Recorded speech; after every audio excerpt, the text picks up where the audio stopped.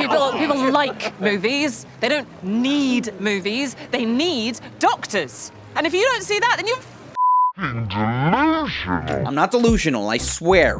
But is she right? As an artist, that line kinda stings. Is this thing I've dedicated my whole life to? Spent unimaginable hours? Poured every drop of my blood, sweat, and tears into something that people don't even need? It's kind of a scary question. Perhaps even a little threatening for the elite class making a lot of money off of this art. The studio might be the best show of 2025, racking up 13 Emmys. But I'm not a TV show critic, I'm a meaning critic. And episode 6 might be one of the wildest episodes of television I've ever seen. It attempts to tackle the meaning of movies. Or really, it asks us, what is art? A topic that has haunted humanity for thousands of years. I mean, clearly this is art. It's beautiful. The studio puts art on trial to see what it's really worth in our modern age of science. We're gonna dive into this episode's heated debate, tackling issues of zombies with projectile diarrhea, golf, and capitalism. It'll all make sense, I promise. My name is Kyle J. Shower, and welcome to The Kyle J. Show.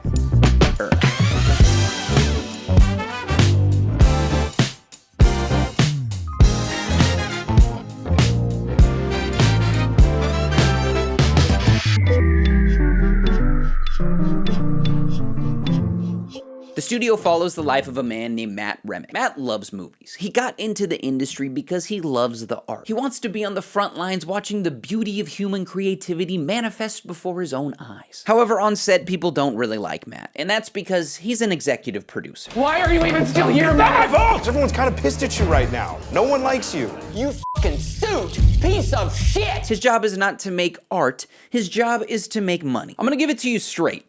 Matt is insufferable. He's well-intentioned, I guess, but painfully insecure. Because I desperately need people to think I'm cool. Fuck, these things are making me too honest. He seems to constantly find a way to out-cringe himself as he tries to be recognized as one of the artists. We're bean counters. They're artists. Yeah, I am an artist, so that's hilarious. Through the entire show, Matt is a conflicted character who sits between the tension of creativity and consumption, which works as some pretty solid commentary on the tension that art sits today in Western society. The issue is directly expressed in a conversation that takes up almost the entirety of episode 6, The Pediatric Oncologist. In this episode, Matt dates a pediatric oncologist named Sarah. She invites him out to a medical gala where eventually a debate is sparked on the question of art. Basically, Matt decides to intellectually duel a table full of doctors arguing that making movies is equally important to society as the fight against child cancer. You know, I'm something of a scientist myself. As I said, Matt is insufferable. He seems to constantly not see what everybody else is seeing, and this leads him to do things that nobody else would do. Pitting movies against child cancer is comically absurd. Pretty awesome writing, actually. For anyone other than Matt, it's obvious that this date probably wouldn't go well, considering how little a doctor and a Hollywood movie producer have in common. What do you and a doctor even talk about? All sorts of smart shit, bitch. What the fuck is that supposed to mean? The absurdity of this contrast is shown in the very first scene of the gala where Sarah walks in on the phone dealing with an ethical dilemma. On the other hand, Matt is on the phone talking about a movie he's working on where zombies spread their virus through projectile diarrhea. This particular scene he's working on is referred to as a shit-splosion. As Matt is introduced to Sarah's doctor friends, he finds that they have nothing in common, and the way they look at the world is quite different. There's plenty of awkward moments, but the worst of it is when Matt tries to compare the stress of his job to the stress of the doctor. And he doesn't just do this once, he does it twice, and the second time is when shit really starts to go down. Tough when, all the odds are stacked against you and you just gotta keep showing up, keep a brave face. I've been there. No offense, Matt, but we have serious stakes to deal with. I'm just saying we all have very high pressure jobs. That's all I'm saying. Yeah. pressure. There's pressure. Honestly, I'm jealous of it. We deal with life and death, and you. You just deal with rotten tomato spawns. Matt's a passionate guy who takes his job seriously, and if his fragile ego wasn't already on thin ice, the doctors hit him where it really counts. His art. You work for the studios that make those MK Ultra movies, right? The exploding head movies? Yeah. You think that's art? I do. Come on. I'm sure it's very well-made popcorn film, but it's not art. No. Right? Yeah. Let's go find our seats. Yeah. Just calm down. Don't do it. Do it. It is art. For the record, all movies are art. You don't get to pick which movies are art, which ones aren't art, just because you don't like them. So it begins. The question, what is art, is taken up by the novelist Leo Tolstoy in his book titled, What is Art? The book begins with a story that seems to be taken straight out of the movie Whiplash. 1, 2, 3, 1, 2, 3. Edging or gooning? Gooning. So you do know the difference! Tolstoy recalls watching a director for a play physically and mentally demoralize his cast as they spend hours trying to get a single scene perfect. Bro's taking his job so seriously, you'd think he was trying to cure cancer. As Tolstoy is watching this director, he finds himself thinking, what is this art, which is considered so important and necessary for humanity that for its sake these sacrifices of labor, of human life, and even of goodness may be made? This is the very question we're faced with in the first conversation in the studio between Matt and the doctors. Matt is much like the director from Tolstoy's story and millions of other artists who have staked their lives on their art and take it as a matter of deep seriousness. If this seriousness is to be justified, then you better have a damn good definition of art and a good argument to support it. As long as it is a pure expression of human emotion, it is by definition art. So Picasso's Guernica and the Emoji Movie are both art. That's what you're saying. Matt's definition of art as pure expression of human emotion is quickly refuted with a very reasonable question. How is Picasso's Guernica, a painting with a revolutionary statement against fascism created by one of the greatest artists of all time, the same thing as the Emoji Movie? As the conversation continues, we find out that the doctors also reject superhero movies as any kind of art. However, in contrast, they accept The Godfather or the TV show The Bear as true art. While they never offer an explicit counter-definition to Matt, what they choose to accept versus what they choose to reject has a common theme.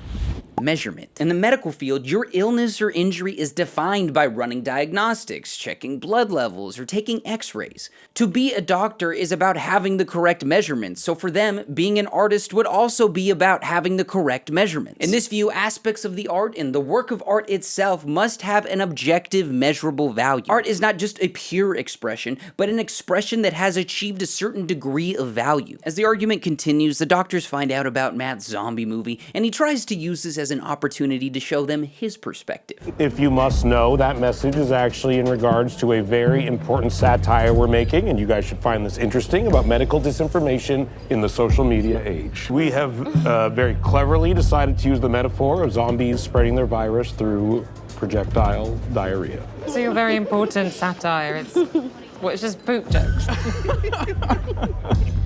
Well, you know what? Art is meant to elicit a reaction, and you're giving me the reaction of laughter, just proving even further that it is art, you know? Yeah, my reaction is that movie sounds fucking dumb. For Matt, art isn't about measurement, it's about meaning. Art is when a pure expression elicits a pure reaction. The expression or reaction don't have to be measured or valued as good or bad. Even if you think it's dumb, you've still given it meaning, and therefore, it's art. At this point, Matt gets a phone call that interrupts the conversation, but there wasn't much else for this conversation to continue on anyways. Each side has hit a wall against two opposing perspectives with irreconcilable views on the nature of art. Art as measurement says it has an objective value. Art as meaning says it's all subjective emotion. The doctors reduce art to function, Matt reduces art to feeling. To see whether either of these hold up, we must now turn to an even deeper question. What is golf? Golf is a sport. Damn you people, this is golf! A sport I'm not going to go into great detail on because it's a sport I don't like. It's also a sport that Matt doesn't like. You like golf? A boring sport made for boring people. Lay off golf. Sorry, I'm getting a little ahead of myself here. Let's back up before the argument at the dinner table even begins. Earlier in the night, golf was brought up as one of the many things that Matt and the doctors don't have in common. You see, the doctors do like golf, but that doesn't matter all that much. What matters is why they like it. I'd love to hear your pitch on golf. Yeah, sell it to me. Give me your take, huh? Okay, well, you can't perfect it. You know, it's an exquisite struggle. Yeah, it's exhilarating at times and frustrating at times. It's like life. Keep that in your back pocket as we return to where we left off. After the first part of the debate where each side laid out their case, Matt returns from his phone call where the charity is auctioning off a round of golf in Ireland that the doctors are dying to get. 110! 110! You guys are crazy. Going once, going twice, and I have $200,000! Yeah! Matt pulls what is technically known as a dick move and takes things even further as he tries to make a lesson out of this moment to prove that he's right about art. People in the arts, we fund your little science projects, you know what I mean? Fucking arts again. Okay, I'm sorry that you need people in the arts. The Spielberg Pavilion, the Streisand Center for whatever the fuck you You built. don't even like golf. They sold me on it. They were actually incredibly convincing. The pursuit of imperfection, like life, like art. Now, I don't agree with Matt's actions, but I have to say I agree with his argument here. He uses the doctor's own words against them. When they described their appreciation for golf, they didn't do so in terms of some objective measurement. You can't perfect it. You know, it's an exquisite struggle. Yeah, it's exhilarating at times and frustrating at times. It's like life. For the doctors, golf isn't about having a good or bad game, it's about the beauty found within the entire process. And I mean, when it comes to defining golf, whether you play good or bad, you're still playing golf. Golf is not defined by measurement, it's defined by the experience. Not everything we do is for the sake of some objective, measurable value. This can be a little hard for us Americans to wrap our heads around because America is run on capitalism, a system that is based on the idea that everything has an objective, measurable value. Capitalism 101 says that based on the theory of supply and demand, I can value anything and everything. In theory, it sounds nice, but in practice, we see that measurement has limits. Let's use the own doctor's profession against them. In America today, we have a healthcare crisis that is largely caused by capitalism's inability to place a measurable value on healthcare. I mean, tell me, what is the price of a procedure that will save your life? What's the supply and demand there, buddy? I would give you literally everything I owned if it meant that I could continue to live. It doesn't work. You can't put a price on life because life is invaluable. It's beyond measurement. It's nothing other than life itself that exposes the limits of measurement. And for Matt, it exposes the doctor's idea of art. For him, the same way life is invaluable and beyond measurement, art too is invaluable and beyond measurement. Making movies and saving the life of a child are equal. At least this is what Matt attempts to argue as we enter the final confrontation. After the auction incident, Sarah gets pissed off and asks Matt to give the golf ticket to the doctors who really wanted it in the first place. So he does it. Kind of. And I would like to offer you the golf trip for free, okay? That is very kind. That is No. All I would ask for in exchange is for us all to agree that what I do is as important as what you all do. Despite Matt making the connection of golf, art, and life, the doctors are still not convinced and the argument reaches its climax. I'm sorry, but if a parent has a child with cancer, they bring them to Cedars. They don't take them to the Cinerama Dome. Okay. But once they get to Cedars, what is on the wall of every single room? heart monitor. A screen, a television screen to watch movies on. People need entertainment, art, whatever you want to call it. Look, you guys save lives. And I applaud you for that. Thank you. But we, the artists, we make life worth living. No. People like movies. They don't need movies. They need doctors. And if you don't see that, then you're fucking delusional. At this point, the conversation just evolves into shit talking. But Matt's concluding statement is that art makes life worth living. This sounds nice, but I gotta say, this is his worst argument yet. He loses his entire point. He succumbs to the pressures of the doctors and moves art out of the realm of feeling and into the realm of function. Then he goes even further and reduces that function to mere entertainment. Matt completely contradicts himself, and there's only one thing to blame.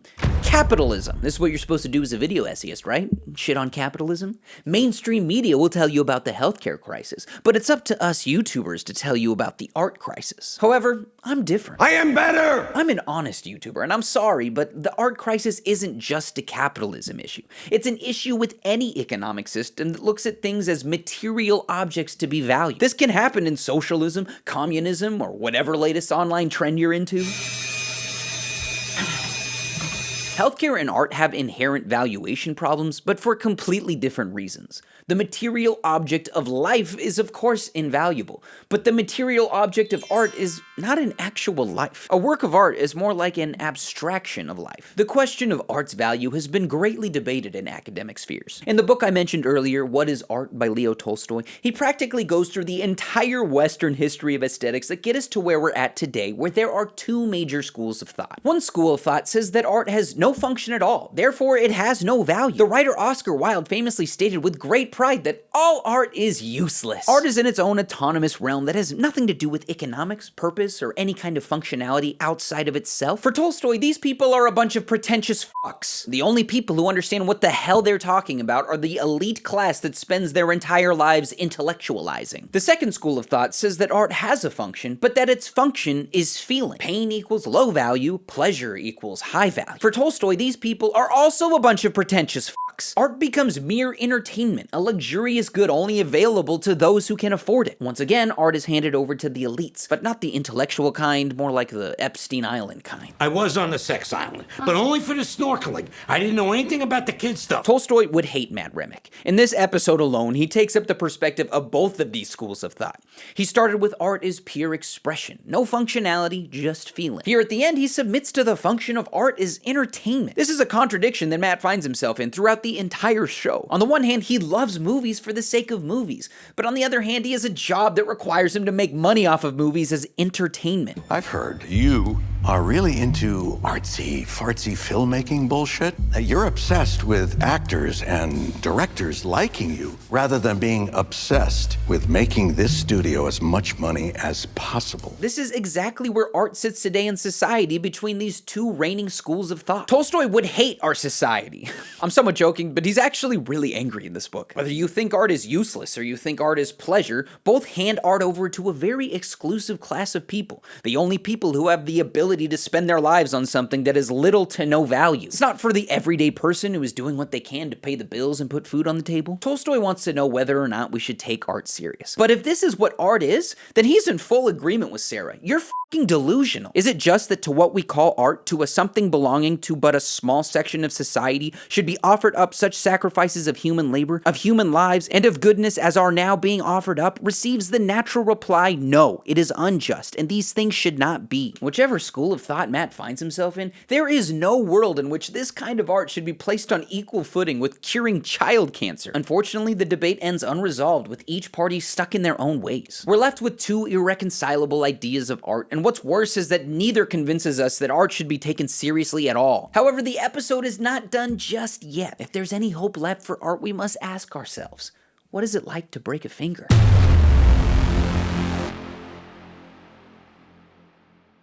I've never broken a finger, but as an empath, I'll tell you what it's like. Matt has many problems. We've seen him be emotionally immature, insecure, stubborn, and a bit of an asshole. But among all these things throughout the show, we see that he's also very uncoordinated. In our current episode, after the final argument ends with no resolution, Matt storms off to make another phone call where he trips on a balloon, eats shit, and breaks his finger. In shock and desperate need of medical attention, he goes back to the doctors, only to realize they hate his ass, then stammers off and passes out in front of the entire gala. One might call it karma. By the end of the previous exchange, Matt decided that the doctor's profession was inferior to his own profession as an artist. Perhaps you don't have any respect for what I do, and maybe I don't have any respect for what you do. In his literal stumbling, he embarrassingly becomes utterly dependent on the very thing he disparaged. As a work of art, this scene is a beautiful depiction of a humbling moment with much deeper symbolisms. You see, Matt's original claim was that art is pure expression meant to elicit pure reaction. Well, as we just saw, when you break a finger, the experience is full of different expressions and reactions. So is that art? Seems like something's missing if we reduce art to just pure experience. This notion of art as experience is taken up by the philosopher John Dewey in his book, Art is Experience. In many ways, he picks up where Tolstoy left off, adding both critiques and further exploration into the question of art. Dewey rejects the idea that art is just pure expression, because then something like accidentally breaking your finger is art? Does a baby make art when it cries? Does a dog make art when its owner shocks the shit out of him? No, to Dewey, this isn't artistic expression. This is just emotional discharge that is a part of nature. Instead, he says art is not nature, but it is nature transformed by entering into new relationships where it evokes a new emotional response. He's saying that art isn't pure experience, but an experience that is given form through an external object like a painting, a sculpture, or a song. Dewey describes art as having a triadic relationship, a relationship between the artist, the art, and the audience.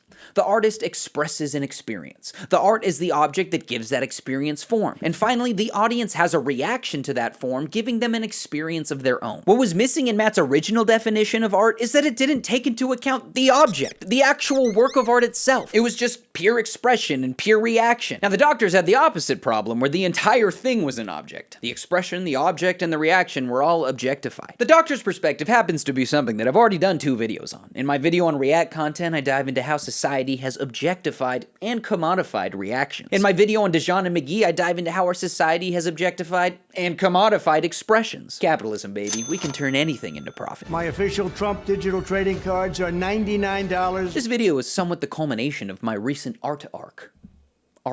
Whether it's the doctors who see art as purely objective or Matt who sees it as purely subjective, each side fails to see that art is not defined by the individual parts, but as the process that connects them. This process can be classified as an experience known as meaning making. The artist makes meaning in their expression through a work of art, and the audience makes meaning through their reaction to a work of art. There's no function versus feeling. The process of putting a subjective feeling into an objective medium is the function. There is no meaning versus measurement. What good is a measurement if you don't know what it means? Art and science are not opposed to each other, they complement each other. Any doctor who's a little conscious of what they're doing knows that medicine is just as much of an art as it is a science. When a patient comes in with a subjective expression, the doctor provides some objective remedy to which there's a subjective reaction. This is the meaning-making process that happens with every diagnosis. And to go even further, this happens through the entire evolution of science. Well, you don't respect curing cancer. Oh, you cured cancer? I didn't read the headline. Great, I'm gonna get a pack of cigarettes, right? In our strivings to cure cancer for good, there's a long iterative process of trying, failing, learning, and trying again. Each experience requires us to give it form so that we can reflect and figure out the next step in achieving our goal. The meaning-making process doesn't have an objective value. It's the process that allows us to realize and achieve objective values. Without art, our science would be blind. It provides orientation, which doesn't depend on good or bad measurements. Sometimes a bad result in an experiment can be exactly what you needed to reorient. It might even afford the realization that you need to change your goal entirely. Talk to any experienced artist and they'll tell you the important role of failure. This entire episode of The Studio kind of does that. The arguments presented fail to reach any kind of resolution, but as a work of art, their failures invite us as an audience to reflect on it and gain a deeper understanding of what art is. At the very end of the episode, as Matt is carried off into an ambulance on a stretcher, he reiterates a comment he made in the last argument. You know what will be on the wall of that room when I get there? A scream. Earlier, this comment was made in light of art is entertainment. However, in light of Matt's humbling experience, I think we can see it differently. TVs and hospital rooms show us the complementary nature of art and science and their mutual dependence. The hospital room is where we're given measurement, and the TV is where we're given meaning. A full understanding of our experience requires both. It's one thing to be diagnosed with a serious illness, it's another thing to process the reality of it. Movies offer stories of hope, courage, resilience, as well as stories of heartbreak, tragedy, and despair. From any one of these, a person can make meaning in the midst of their situation. Meaning-making fills a need deeper than we realize. It's not just psychological, it's existential. Art might be an abstraction of human life, but it's what defines human life. A dog will yelp when his owner shocks the shit out of him, but a dog can't reflect on the experience to take it up in song. My owner shocked the shit out of me. We're the only things that exist that can transform our experiences for the sake of ourselves, others, and the world. Art is invaluable to our entire human existence.